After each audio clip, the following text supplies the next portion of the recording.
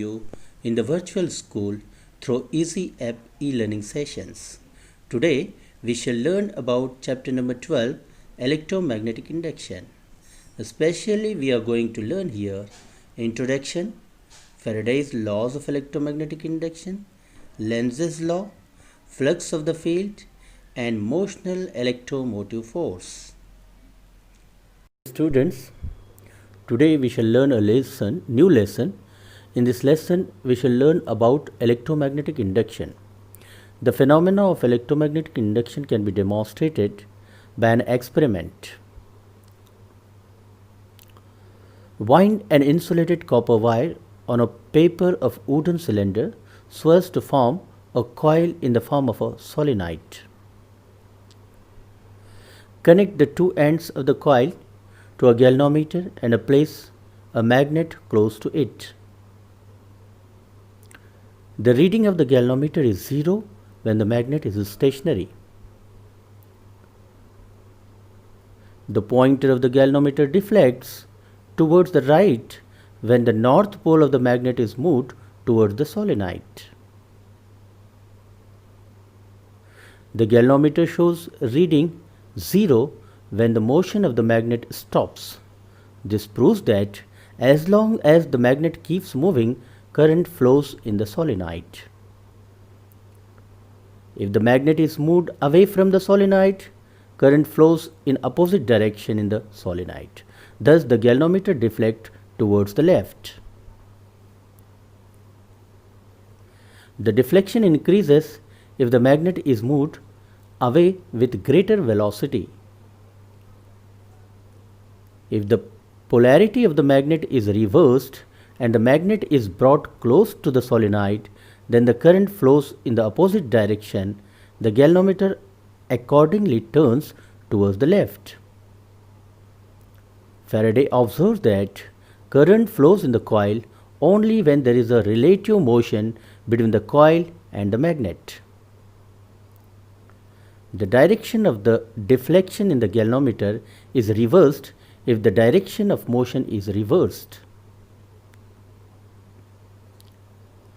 Factors leading to increase the current in the coil are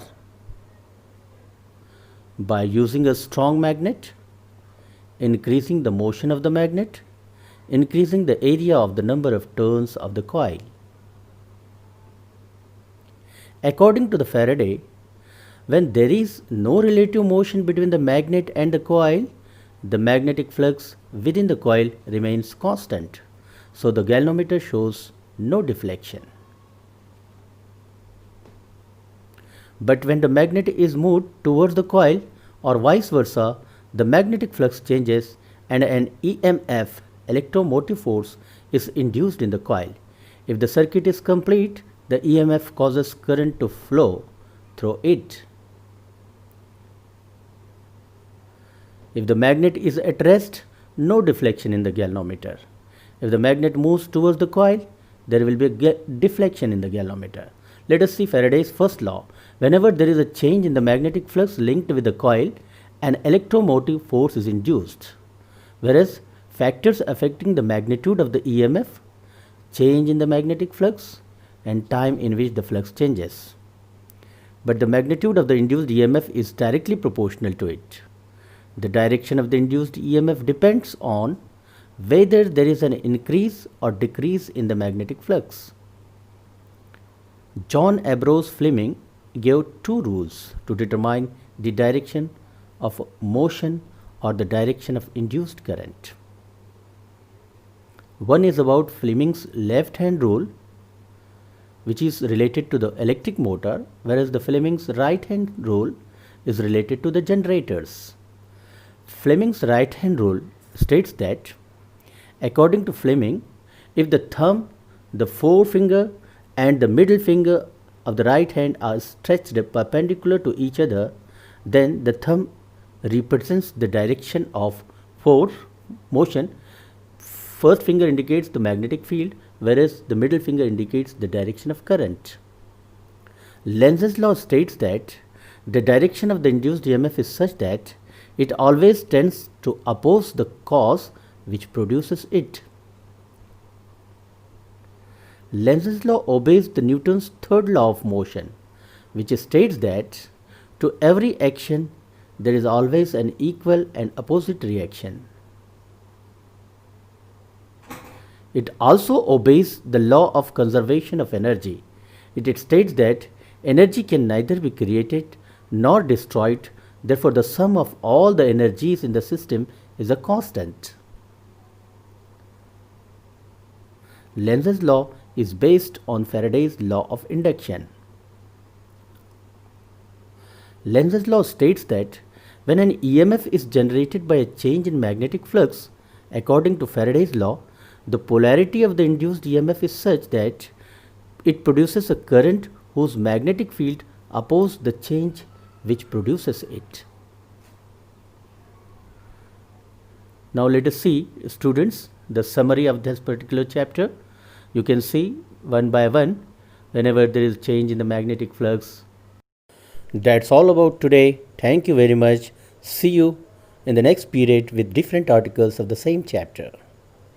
Today we are going to read the same chapter number 12, EMI, and especially we shall concentrate about 12.4, flux of the field, and 12.5, motional EMF. So let us see first the magnetic flux.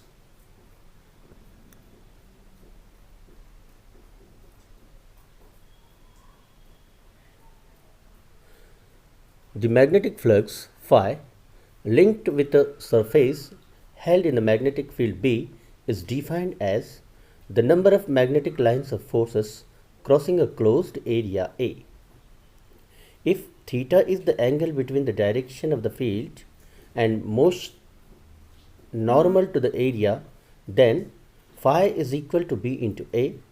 Phi is equal to BA cos theta.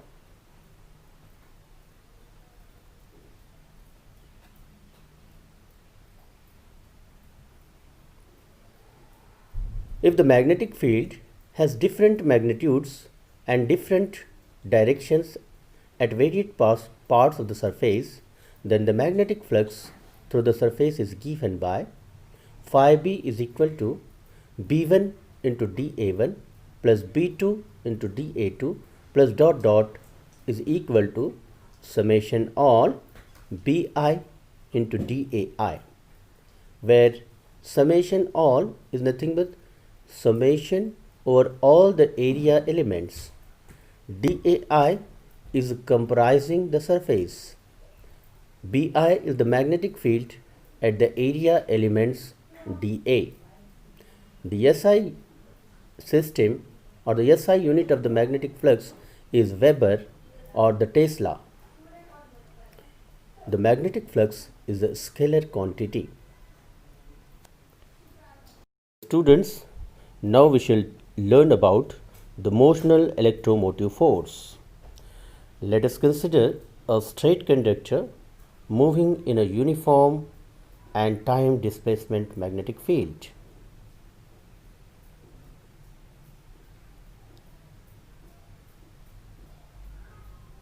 Like this.